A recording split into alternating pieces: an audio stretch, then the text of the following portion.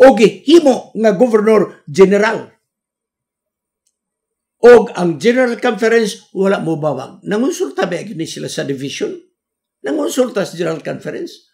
Can you imagine active pagka-Union President? Unya gihimo nga Governor General sa Jamaica? Gitugutan Nixon. Okay, sunod.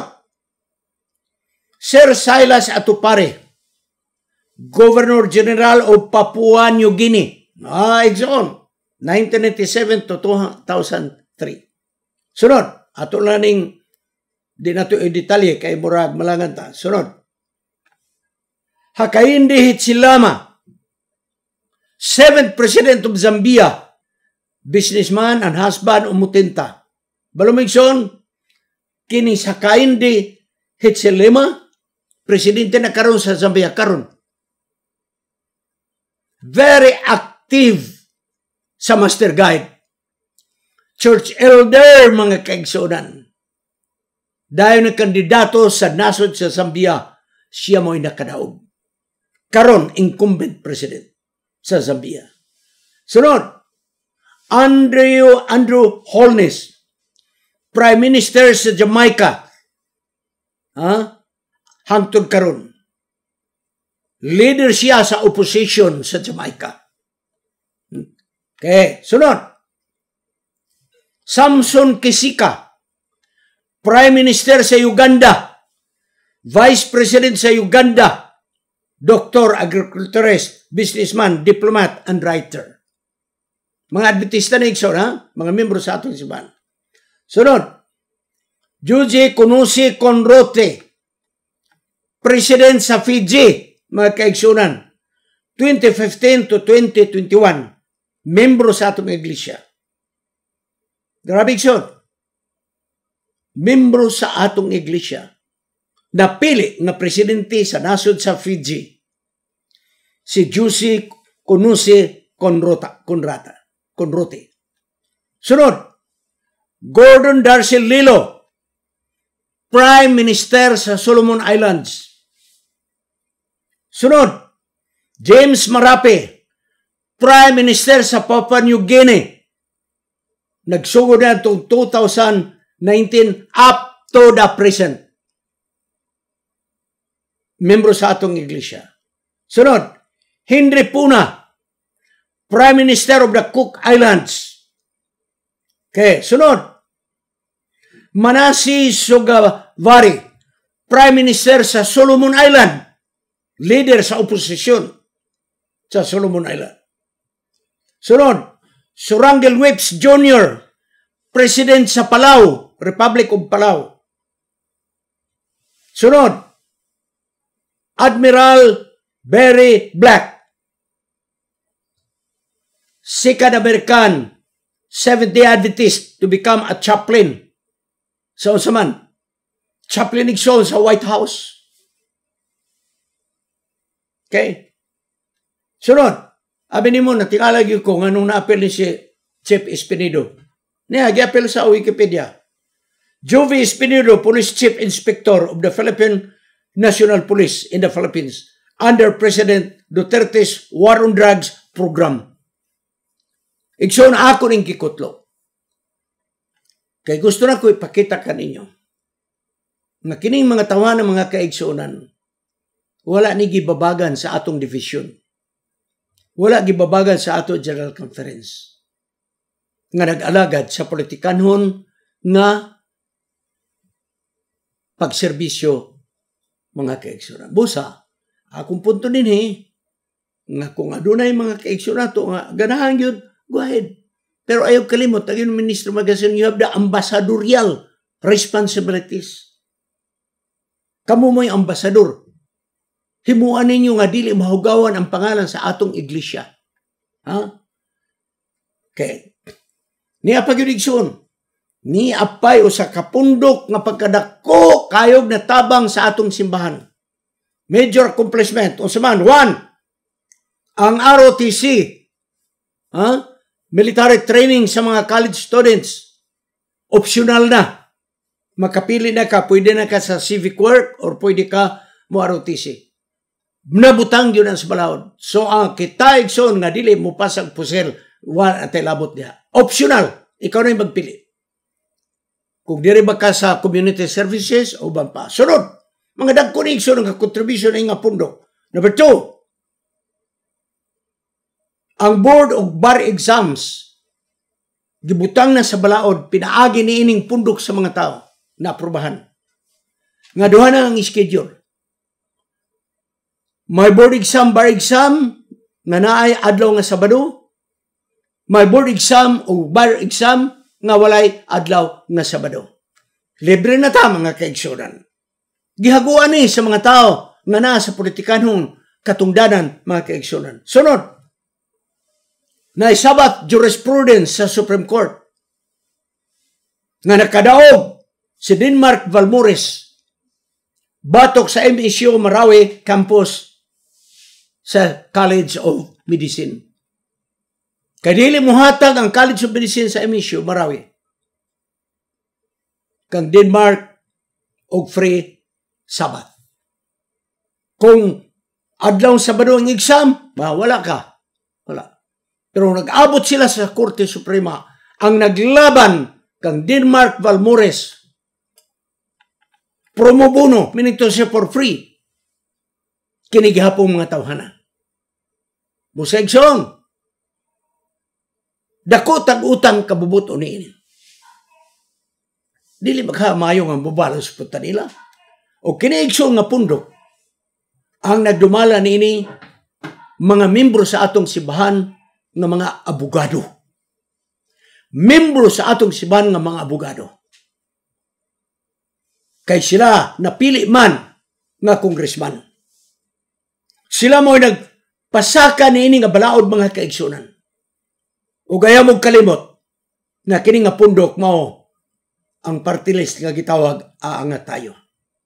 Ako ning gidala kaninyo kaya sa church dako tag-utang kabubuton kanila. Karon, wato na ko sa conclusion. As a church and as a member. As a church, ang atong simbahan as a corporate body is apolitical. No official views on political issues.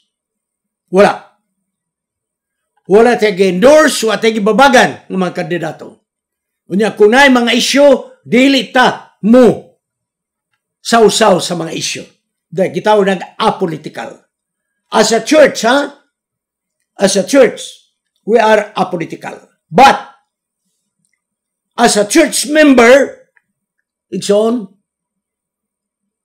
tungod kay ang atong church, a corporate body, apolitical man, wala nila butang siper ang atong mga aron di ta makatingog sa atong mga opinyon. Wala. Wala tapugni sa atong church sa pagpadayag sa atong gibate. Ang church lang is apolitical. But the church member, wala pang takpi ang mga baba nato ng mga membro nga di ta patingogon. Wala. We can express our political views as a member, not as a church. As a citizen. Church member is not only given the freedom of choice, but given also the freedom of expression. So ang individual na may membro sa iglesia, may katungod, may kagawasan. Sa pagpili, kinsa ilang pilion, may kagawasan sa pagpadayag sa ilang gibati. Wala kita gilalang sa Dios ng mga robot. Hapang gilalang ta sa Dios nga may katakos sa pagpili, may katakos sa pagpili unsay atong isulti, unsay dili nato isulti. Tanaw ra mga kaigsunan. Kung wa ba tayo freedom of speech, si Jeremiah mga kaigsunan, tanawan ninyo ang Jeremiah chapter 12 verse 1. Matarong man ikaw o Ginoo, apan ako naghangyo diha kanimo. Tuguti ako nga musulti mahitungod sa imong paghukom. Nganuman ang dalan sa mga daotan, nagbadagayaon man.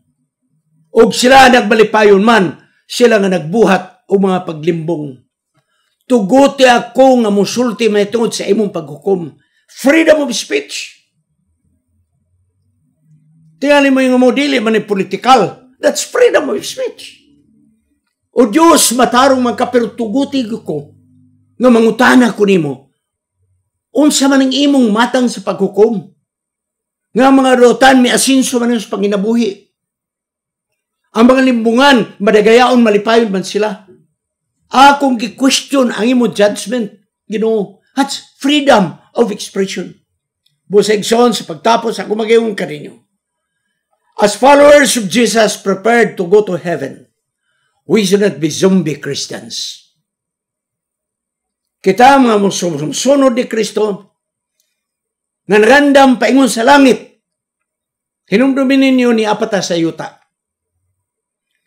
Kung unsa ang paghitabo sa politikanong kentang sa yuta, apektado ang atong kusina.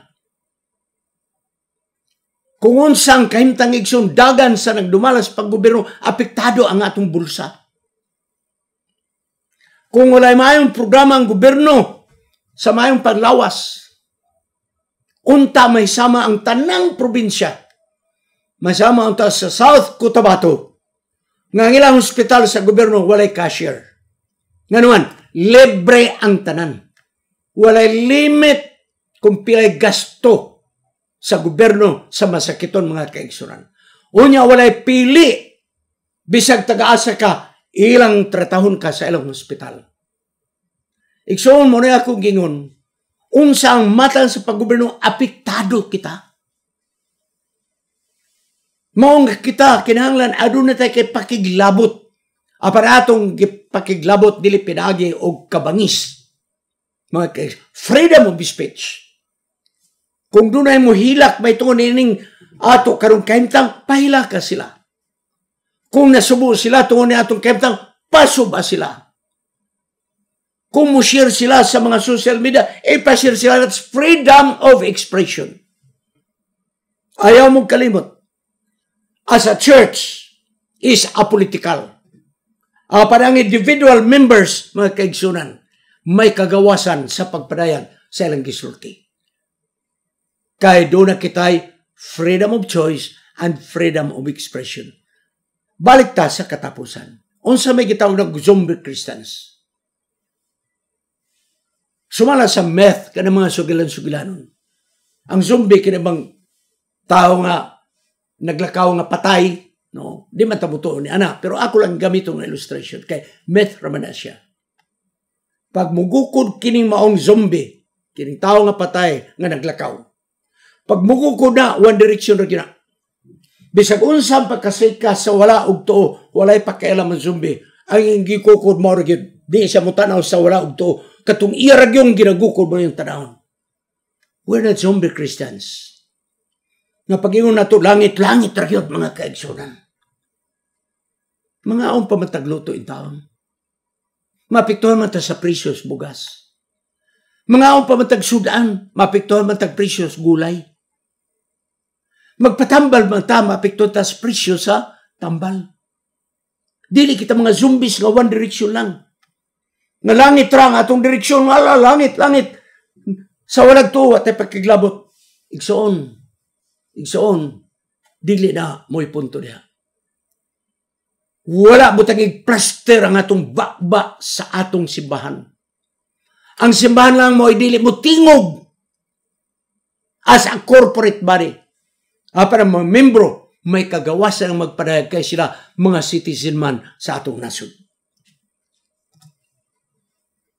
Manginaot ako, nga kini kahatag ka nato o giya niining kahimtang nato karon sa atong republika sa Pilipinas. Kung asa mo mudapig, that is your choice. Kung mudapig mo sa paggobyerno nga nag-deliver sa kanang presidente, imo nang pagpili. Kung mudapig po mo ni atong kanang presidente nga gi-deliver ngadto sa Netherlands, imo nang pagpili. Kung mopadayag ka sa imong pagbati, dili simbahan nga pangalan, nagpadayag ka tungod kay citizen ka sa Republic of the Philippines. Ang Diyos magpalain ka na to. Magapag kita. O Diyos, aniya kamay karon sa kahimtang. Nga dili na maayo ang kahimtang sa Republika sa Pilipinas. Ang amo lang ginahampo. Nga unta, ang mga nagdumalas pang gobyerno, imong hayagan unsay pikna kamayo. Kaya nang iyong maikaw sa Roma 13, nga naas kagamhanan, nagaserbisyo sa mga katawhan, ngang ilang kalaban maong mga dautan, dili ang nagbuhat og mayo. Salamat to Diyos ang mga taong nasa paggobyerno, gitawag nimo my servants. Imo silang mga ulipon. Giyahe ang imong mga anak na magabuhat sa katarong, nga dili pinaagi sa kabangis, apang pinaagi sa mga pagpadayag sa ilang mga opinyon sa Kristohanong nga pamagi. Magapalayon sa ikaw ni atong imong mga katawhan nga naa sa katungdanan sa gobyerno nga dili maulawan ang imong iglesia. Kining tanan among pagdawaton sa ngalan ni Jesus manluluwas. Amen. Kining inyong higala si Pastor Wendell Munggaya Serrano nga inyong igsoon usab magkapadasig sa matag sa kaninyo sa pag-like, pag-share, labaw sa tanan sa pag-subscribe sa atong YouTube channel ng pangalan Wendell Munggaya Serrano ug ayaw kalimot sa pag-click sa notification bell hangtod sa sunod nga higayon magkita na usab kita.